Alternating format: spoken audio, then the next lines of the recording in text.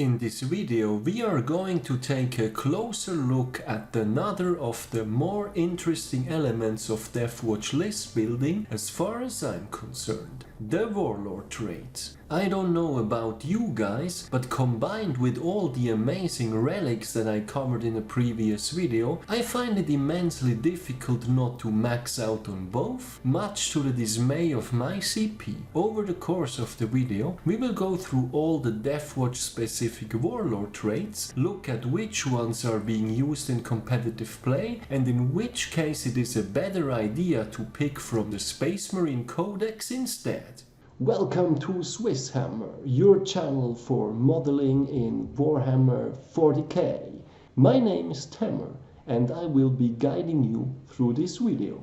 Before we dive right into the warlord traits, a quick word on who can get them. This is something that I see beginners struggle with once in a while, and quite frankly it confused me as well back in the days. While you pick one warlord for your army, and that warlord gets a free warlord trait to choose from, this is far from the only way to assign warlord traits. You can have several of them, and very similar to getting more relics, the answer is of course to be found with the stratagems. First there is the 1 CP stratagem exclusive to the Deathwatch called a Vigil Unmatched. This allows your warlord to get a second warlord trait. That's right, you can double up on warlord traits on a single character, very much unlike with relics, where such an option is far more restricted. More on that later in this video though. Somewhat unsurprisingly, you can only use this stratagem once. Furthermore, there is the universal Space Marine stratagem called Hero of the Chapter. This is not unique to the Deathwatch and can be found in the Space Marine codex. This basically allows other characters to take a warlord trait at the additional cost of 1 CP. There are limitations though. First, you cannot use this stratagem to give a model 2 warlord traits. The previously mentioned Deathwatch stratagem is the only way to do so. Furthermore, you can only use the Hero of the Chapter stratagem once, unless you are playing a Strike Force battle, in which case you can use this stratagem twice. An onslaught battle would even allow to use it 3 times, but as a rule of thumb, for your average 2k points game, you can double up on your warlord, as well as promote 2 characters to Heroes of the Chapter, therefore potentially going up to 4 warlord traits. In total, there are 6 unique warlord traits available to the Deathwatch, and fortunately, just as with the relics I covered in a previous guide, there is plenty of good stuff to pick from. Starting with Vigilance Incarnate, you can select the Deathwatch core unit within 6 inches of the warlord. Each time you do, select the battlefield roll until the next command phase. That unit can then reroll wound rolls of 1 against enemy units of that battlefield roll. This is essentially the Deathwatch chapter tactics gone warlord trait, and the battlefield roll can be reselected each command phase for a single unit. I think that originally when the supplement came out, this seemed like the obvious go-to, but these days, between the actual chapter tactics, the popularity of the Tomb of Ectoclades relic, even kill team specialisms, and competition from other strong warlord traits, we don't see it being used much in competitive play anymore. It's not a bad warlord trait by any means, it's just that the spare CP is usually going elsewhere. Moving on to my personal favorite, the paragon of their chapter warlord trait. This one is so classic Deathwatch. Basically, it allows you to select the chapter warlord trait from Codex Space Marines. A few months ago, I did an entire video on all the options available. You can find it linked in the description. But for the purposes of this video, I am just going to highlight the 3 most commonly seen in competitive lists. The first and by far most popular is the Dark Angel's Brilliant Strategist, which allows you to put 1 unit back to the previous doctrine. This does not sound like much at first glance, but if you consider that Deathwatch can pick their doctrine order, you can basically ensure that a Relic Contemptor Dreadnought with twin Volkites can maximize the Devastator doctrine, which is hugely beneficial for that particular loadout. Currently every Deathwatch meta list has it, it's just that good. Beyond that, what we also commonly see is the Ultramarines one for a chance to regain CP, as well as the Salamander's +2 strength, which allows the creation of a nasty slash or smash captain. People tend to get quite creative on these, stacking as many traits and relics as possible, but with the popularity of Dreadnoughts and the Dominus Aegis relic, they are not as common anymore as they used to be earlier into the supplement. One downside of this warlord trait is that it also has a completely undesired fluff element attached to it. If your warlord is displaying a specific chapter heraldry, you must select the corresponding chapter warlord trait. Pretty ridiculous to put such cosmetic restrictions. I don't think anyone would argue about actually enforcing it, but still, if you want to be on the completely safe side, don't display any obvious chapter heraldry on the character you are planning to use it on. Easier said than done, I know. Either way, I think this one is pretty much auto-include in any given Deathwatch list. Even if you want to stay clear on traits or don't know what exactly to take, using your free warlord trait in this and picking Ultramarines is a safe bet.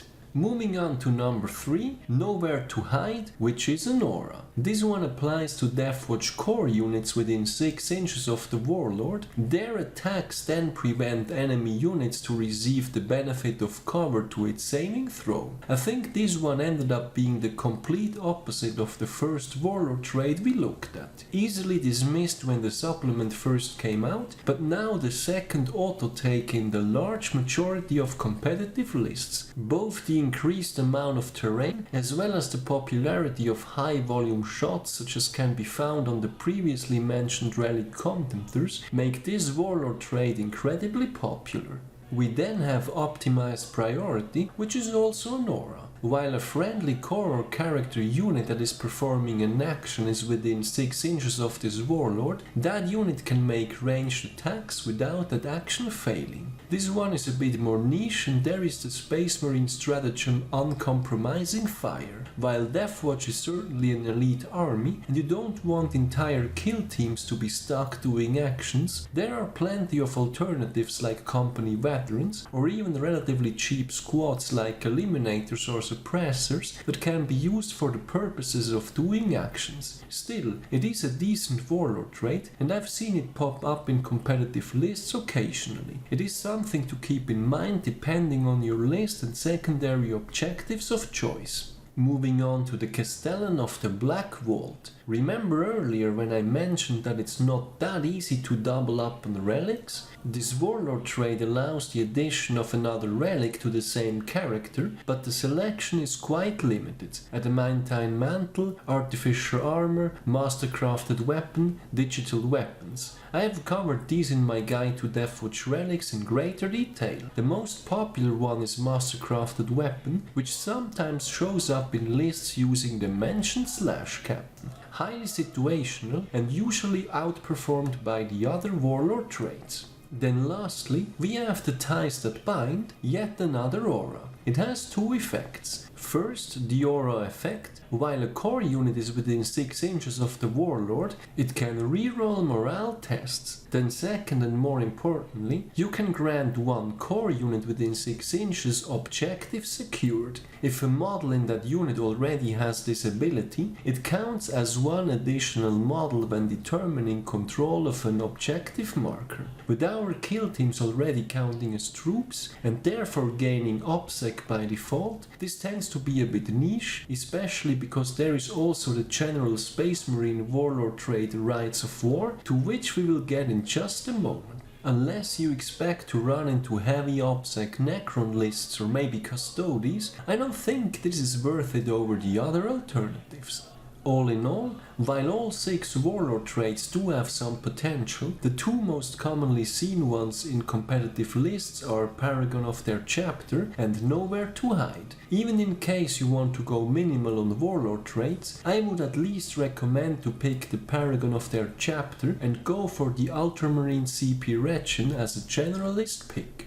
If you plan on investing more heavily into warlord traits, then I would suggest to not only consider the Deathwatch ones, but also what the Space Marine Codex has to offer. For the purposes of this video, I have picked what I consider the top 3 competitors as well as an honorable mention. First, and perhaps the most infamous one, we have the Chief Apothecary Selfless Healer. If you plan on bringing an apothecary along, this is pretty much a must-have, even after the Chief Apothecary points increase from the June FAQ. It lets you regain 3 lost wounds instead of D3, and the Combat Revival stratagem costs 0 command points. In an elite army like the Deathwatch, you'll easily get the points back. Next, we have the Wise Orator Warlord trait, which becomes available by upgrading the Chaplain to a Master of Sanctity. Very similar to the Apothecary upgrade, if you are investing in this kind of support character, you want to get the most out of it. Wise Orator allows the Chaplain to add 1 to his litany rolls, and it also reduces the cost of the Commanding Oratory stratagem down to 1 CP.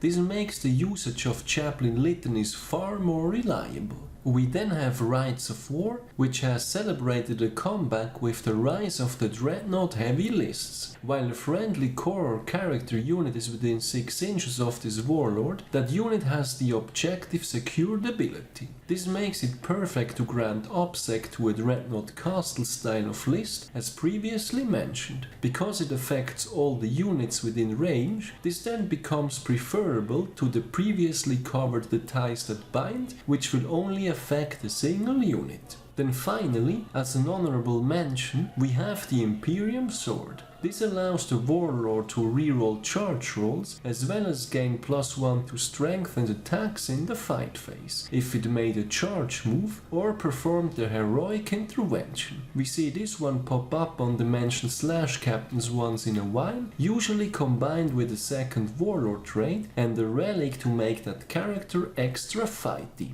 All in all, while the Deathwatch has a great selection of warlord traits, most competitive lists end up with a combination of both warlord traits from the Deathwatch supplement as well as the Space Marine Codex. The main reasons for the latter are the support character chapter command upgrades, as well as specific style of list or characters that are not unique to Deathwatch and that require a corresponding warlord trait from the main codex to function at their best. Now, in addition to these 6 warlord traits from the Deathwatch supplement discussed so far, there is also a 7th that can be found in the freshly released Warzone Octarius Book 1, Rising Tide. What makes this one special is that it is locked to an army of Renown or Kill Team Strike Force in this particular case. I have covered this Kill Team Strike Force and whether it is any good in a separate video. The link is in the description. If a Strike Force character model is your warlord, they can have the Xenospain warlord trait, which is an aura. While a friendly Strike Force kill team or Strike Force character unit is within 6 inches of this warlord, that unit has the Xenos Hunter's Chapter tactic. Meaning, if you make use of the Veterans of the Long Vigil ability, allowing you to pick a different chapter tactic, you now have both that pick plus Xenos Hunters active, allowing you to effectively stack these two. Due to the nature of the Strike Force and its Veterans of the Long Vigil special rule, you very likely want to have access to the original Deathwatch chapter tactics, so I would consider this one an auto take for a kill team Strike Force in most situations. To wrap things up, over the course of the video, we have gone through the Deathwatch warlord traits available in their 9th edition supplement. My personal favorite is by far the Paragon of their chapter, which lets you pick a chapter warlord trait from Codex Space Marines and has a very unique Deathwatch feeling to it. This one also happens to be the go-to for the popular Dreadnought heavy lists that we see in tournaments as of late. This is due to the Dark Angel's brilliant strategist. As a generalist's choice, the Ultramarine's chance of CP regain is a good alternative. For more information about all the different chapter options, my previous guide to the Paragon of their chapter warlord trait is linked in the description. Beyond that, while the Deathwatch has a solid selection of warlord traits, traits, most competitive lists end up with a combination of both warlord traits from the Deathwatch supplement as well as the Space Marine codex. Especially when taking a support character like the apothecary or the chaplain, it is generally worth it to go all the way and invest into both the chapter command upgrade as well as their unique warlord trait. And finally, in case you are going for the Kill Team Strike Force added in Warzone Octarius, its unique warlord trait Xenos Bane is generally worth taking. So that's it for the guide to the warlord traits of the Deathwatch in 9th edition. Which ones are your favorites and how many are you using in any given list? Have I missed anything important? Let me know in the comments.